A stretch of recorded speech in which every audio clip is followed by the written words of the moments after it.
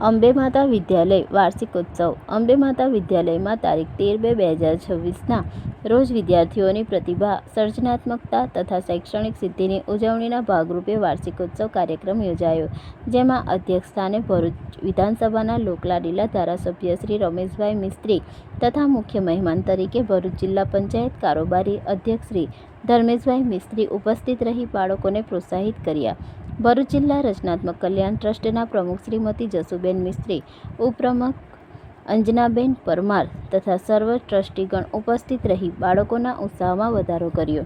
શાળાના આચાર્ય શ્રી હરેન્દ્રભાઈ આમંત્રિત મહેમાનોનું સ્વાગત કર્યું.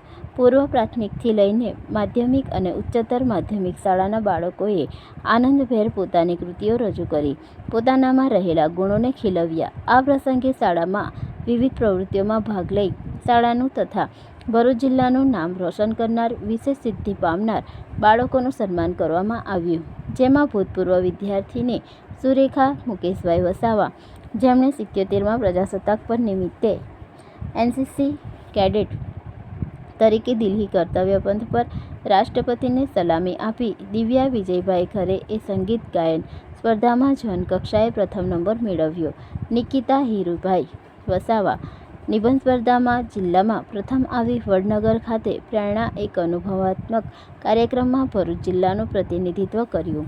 આ બાળકોએ શાળા તથા ભરૂચ જિલ્લાનું નામ રોશન કર્યું.